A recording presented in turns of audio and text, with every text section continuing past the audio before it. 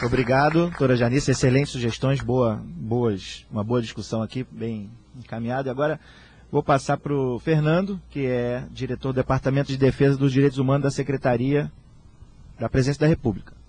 Bom, Fernando, do lado do Executivo, do Governo Federal, como é que vocês atuam, como é que vocês enxergam essa questão dos crimes contra os jornalistas no Brasil? Bom dia, Marcelo. Bom dia, procuradora Janice, a promotora Viviane, ao jornalista Marcel, ao jornalista Ricardo. Cumprimentar a todos e a todos.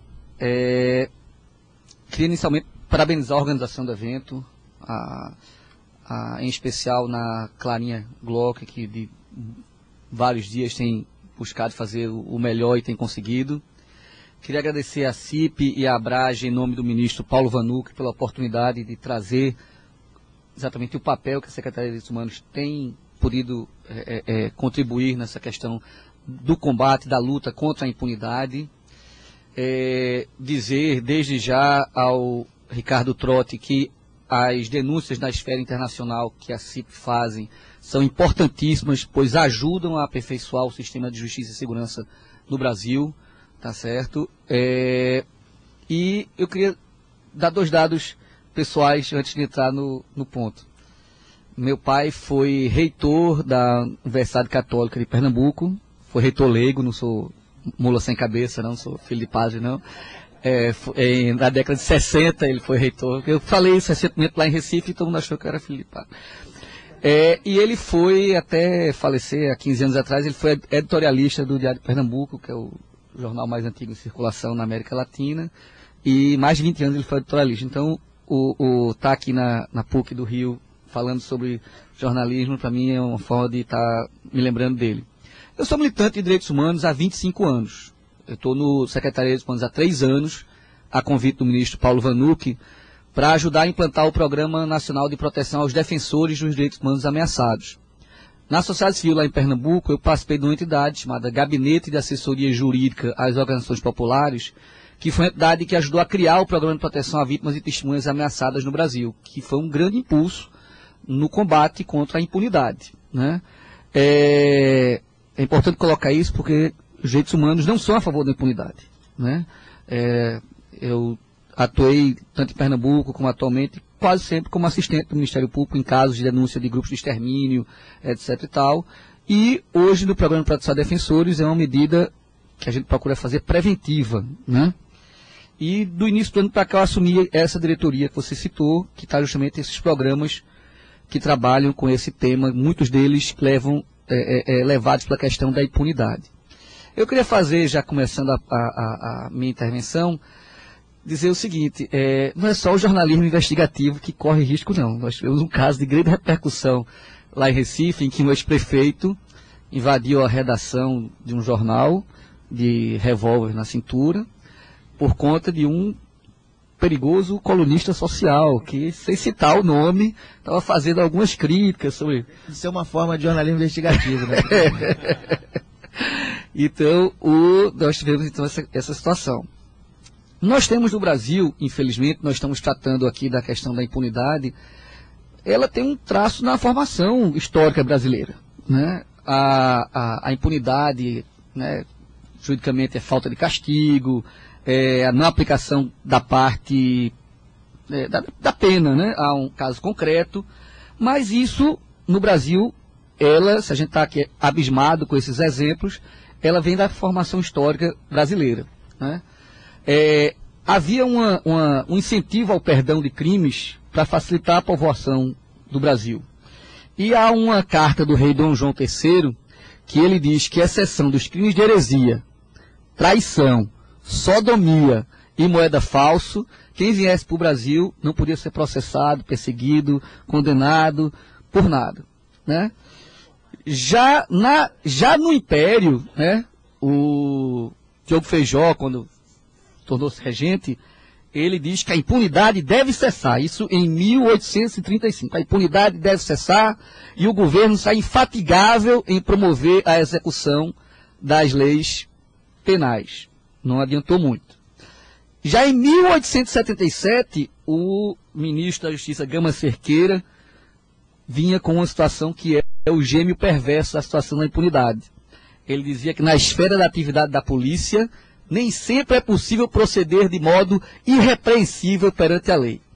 Né? Fato que na nossa história recente, o ex-presidente Ernesto Geisel dizia que em determinadas circunstâncias podia se torturar.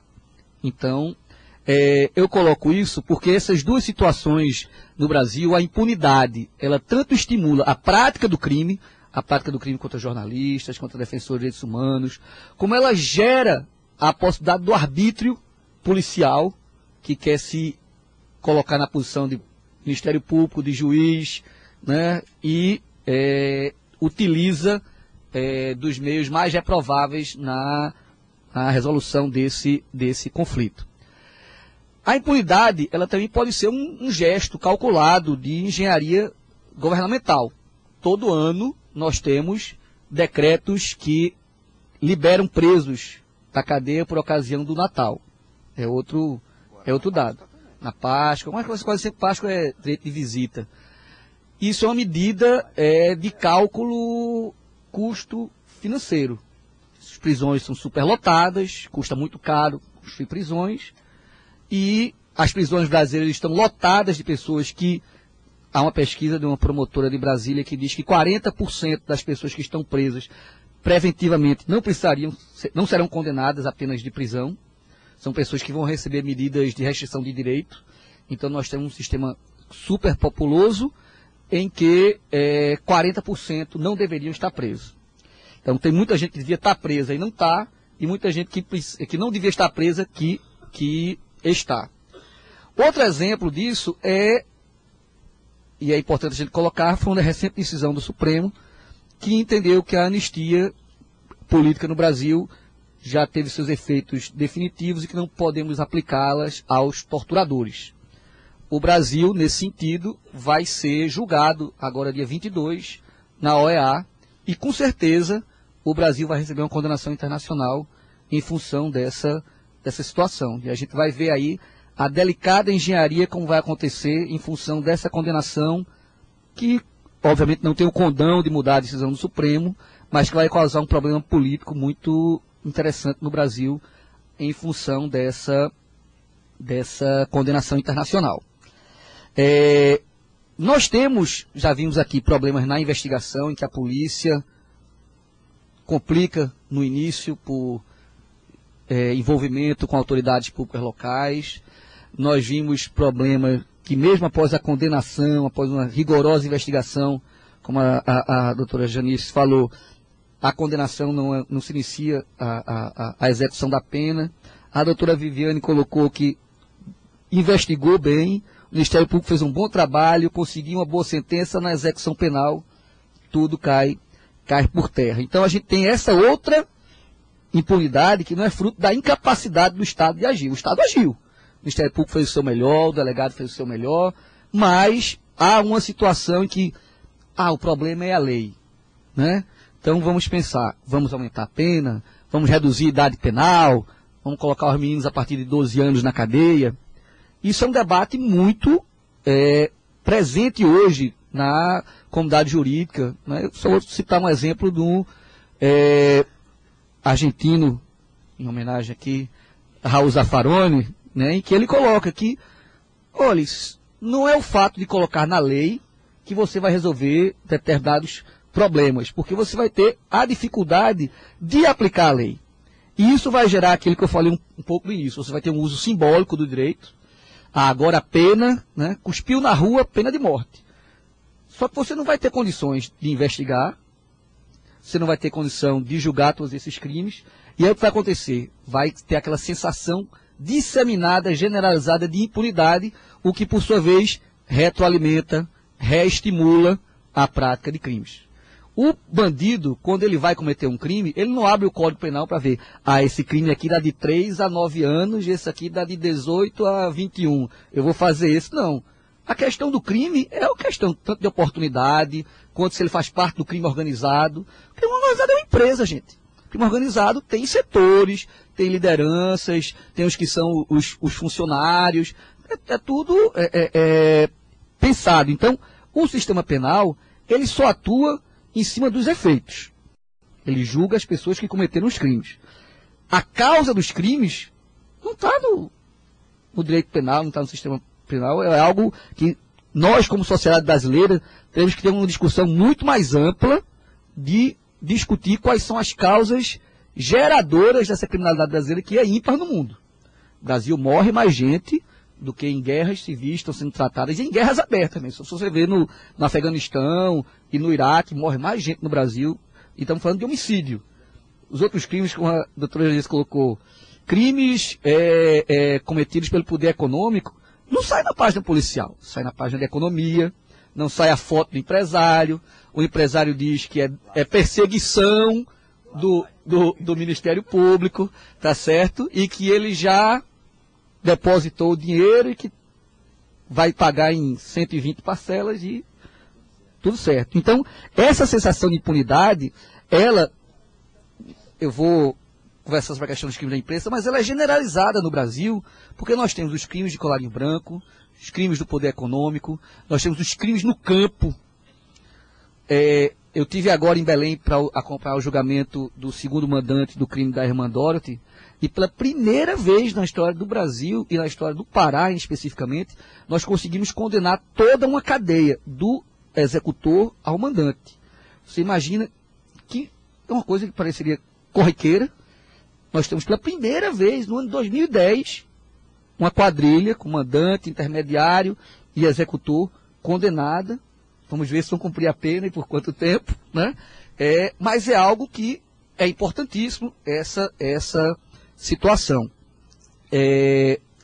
Então, além disso, nós temos um outro problema, que são, na investigação, o baixo índice de eficiência das polícias civis. Para citar um exemplo do meu estado, em Pernambuco, o Ministério Público fez uma pesquisa, aonde, num determinado ano, ela levantou todos os homicídios ocorridos na capital, e um ano depois, ela levantou quantos daqueles mortes tinham se transformado em inquérito, em denúncia, em processo, julgamento e condenação. Vou começar só o de quantos tinham se transformado em inquérito. 14%. Em qualquer profissão, 14% de êxito é um fracasso total e completo, né? E mais, desmontando os dados, se descobriu que desses 14%, metade foram prisões em flagrante. Ou seja, não houve investigação. Pegaram o cara. Então, na verdade, a Polícia Civil, há cerca de 3, 4 anos atrás, ela chegava a níveis de eficiência de menos de 10%, de enviar para o Ministério Público um processo com autoria, né? E é outro dado, no direito penal brasileiro, o Ministério Público não precisa se ater ao inquérito. Ele pode mandar o inquérito ser completado, ou pode recusar o inquérito completamente, dizer, esse inquérito aí não serve, né? A discussão sobre o poder de investigação, ela, para mim, faz parte da espinha dorsal, né? O Ministério Público realmente, em crimes que envolvam autoridades, tem que ter o poder de investigação. E no caso de crimes contra a imprensa, nós estamos vendo que são ou autoridades públicas ou o poder econômico que está por trás das mortes, quando não estão associados, consorciados. Então, doutora Janice, doutora Viviane, sou totalmente a favor do poder de investigação pelo Ministério Público. Fora isso, nós temos os mandados de prisão não cumpridos.